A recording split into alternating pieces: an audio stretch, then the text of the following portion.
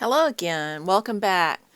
I love talking about composition. We're going to be talking about composition again in this particular lesson, particularly the frame, emphasis, and focal point. Making a good composition is like putting together a puzzle for other people to solve. If you make it too easy, they'll solve it too quickly and just move on. So the key is to make something that's engaging enough that they'll play, stick around long enough to see what you're saying visually. One of the best ways to make that happen is by creating that very strong, definite focal point. That's the area of main emphasis, the place that has the most visual weight. Not all good compositions have one, but most do. So here's some tips for making that happen in your painting. Number one, create a definite focal point. And you can see in this photograph that the focal point is right here at the intersection of the trees, the shadow, and the edge of the woods. So that's a very strong, very definite focal point. Doesn't mean your eye doesn't look at the rest of the composition, but that's the area that it lingers on the longest. So the second tip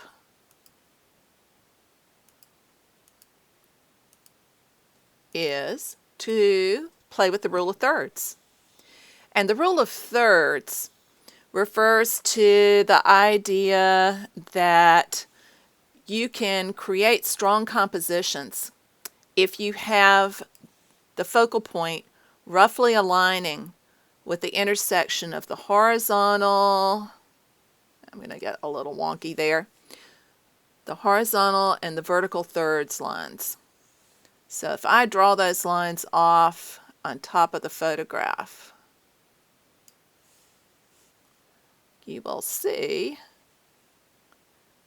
got a little off there, that roughly at this bottom lower right hand corner, that spot is where the focal point is. So if you divide the composition into thirds, both horizontally and vertically, and use one of these intersection points as your focal point, you're going to create a strong composition. Doesn't matter whether it's a vertical or a horizontal composition, you can still divide it up in that exact same way and it'll still be just as effective. So think about using that rule of thirds to decide where your main focal point is going to be. One of those intersections of the thirds lines will make a really strong composition. So the next tip after the rule of thirds is to think about convergence. And I already alluded to it just then when I tracked where the eye was moving in, because this photograph is using convergence really strongly. Convergence is when the lines in the composition intersect. So if you have lines that come together and intersect, it's going to pull the viewer's eye in. And it can be contour lines, it can be shadows, it can be physical lines. And let's look and see where they are here in this composition. In fact, we're going to do this later. I want y'all to do this on your own. I have some photographs that I'm uploading for you, and I want you to either print them out and draw on top of them, or if you have a paint program or a drawing program on your computer, you can do it on there.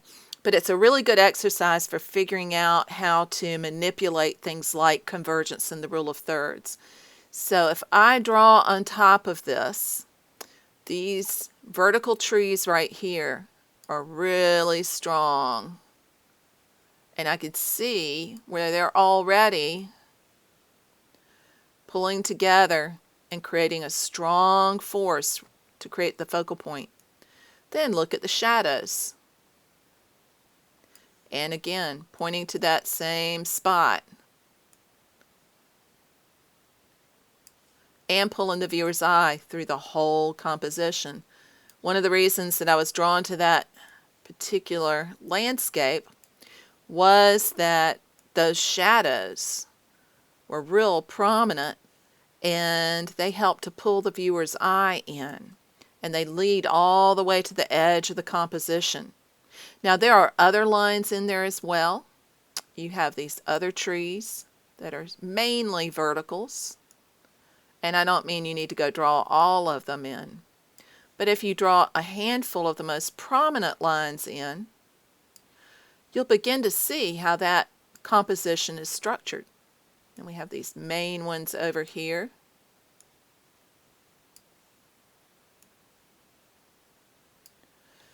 Then if we look at that without the photograph, you'll see how those lines come together and make some really, really strong pulls towards the viewer's eye. You can also see some implied lines here that are created by the tops of the trees that create sort of a secondary movement through the picture plane. So all in all, just by using convergence, that composition is becoming really, really strong. So let's get rid of those lines. And we'll go to the next tip. The next one is to think about using contrast and difference. Now that's not necessarily as apparent in this photograph. When I painted it, I exaggerated the values and the hues that I saw in the landscape. And actually the camera doesn't record the intensity that was present because the sun is up here, right about up here, so you're getting a lot of lens flare in there. The blues down here in the shadows were really, really intense, so they were almost a cobalt blue. And when I painted it, I used that cobalt blue to give a pop of color that made that focal point even stronger. So the fourth tip is to put contrast and difference to work for you. So if these lines of the shadows and the tree trunks are more intense than in other areas of the painting, that will help to pull the viewer's eye to that particular area. The next tip is to use isolation. Now that's not happening as much in this particular composition, but it's a definite tool that you can use if there is something that is separated from or further away from other things within the composition. Then that will make it a strong focal point. So if you have a thin line of pinky white and a pale blue evening sky, that thin line is going to dominate the whole expanse of blue. So something that's different, even if it's in a small amount, can become very, very, very visually important. That approach appears the simplest, but it's actually the most difficult to do, so I wouldn't suggest working on it right now. But if you can pull it off, it's kind of like a Philip Glass symphony. The sixth tip is the one I want to focus on the most today. The sixth one is to use frame and format. Now, if you use the frame and format, you can come up with an entire variety of compositions from one single photograph. And I'm going to show you how to do that right now. This is the original photograph that the first photograph that you saw was from, and I cropped it significantly to try to improve the composition.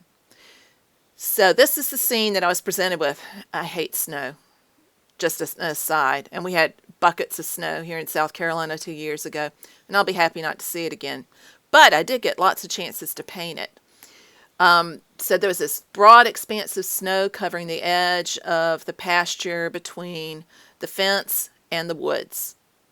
And it caught lots of very interesting reflections. So there were a number of different ways that you can approach it. And that day when I was painting, I painted it 3 different ways. So you can get multiple formats when you approach the multiple paintings when you approach exploring format. By format, I mean, is it going to be horizontal? Is it going to be vertical? Is it going to be thin? Or is it going to be wide? We're going to create several of each just from this one single photograph.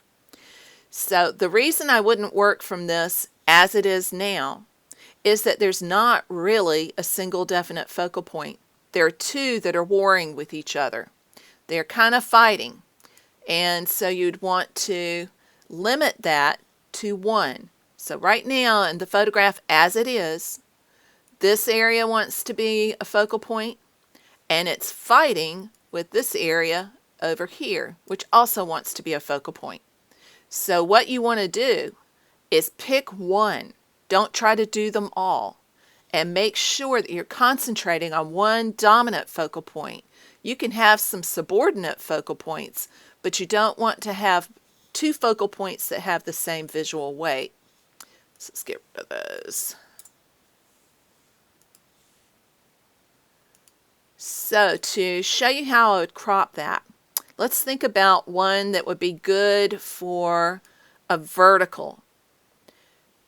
One real strong vertical composition might come from something like this.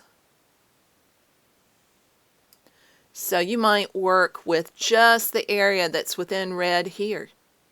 And you would have a strong vertical format that's tall and fairly thin. Let's look and see how that might appear if we actually cropped that photograph so that that's what we're left with. So that you can really see what it might look like. Dramatically different, isn't it? So you get an entirely different feel when you go from horizontal to vertical. And look, now there's no doubt where the focal point is. It's this area right where all of those things, oops, sorry, tapping on things. Right here where there's a convergence of both line and value. Sorry, there. Let's see. To get rid of that again.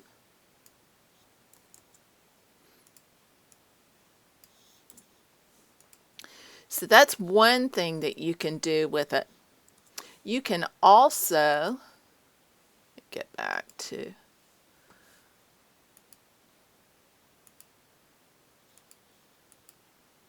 pre-cropping.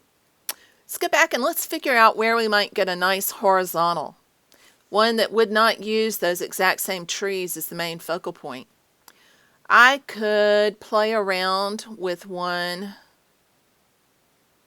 that would focus on that little area that I told you was another focal point that was warring with the first one. And I could make that one the composition. Again, a very, very different look and feel simply by cropping the photograph. So what I want us to do in this first exercise is to think about how to come up with a variety of different compositions that are very structurally sound and strong from one or two images. So I think I've got three, maybe four images up there for you to work with. And I want to give you a chance to play with those some in your sketchbook. You can make some thumbnails if you'd like to. You can print them out and work with them if you want to. It is fine to work on the computer if that works better for you.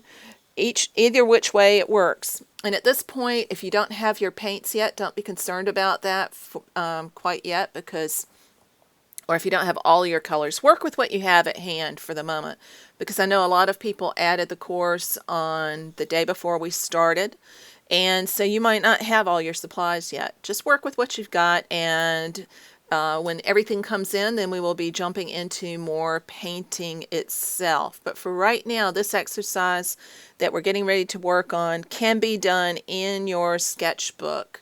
So we're going to take some of those images and come up with a whole variety of different formats from just one or two. And I'll tell you right now that I'm going to be working with this one and showing you the results of that in just a little while. So enjoy and go make some fabulous compositions. Try to get at least 4, maybe 5 different compositions from one photograph. Thanks, and I look forward to seeing you again shortly.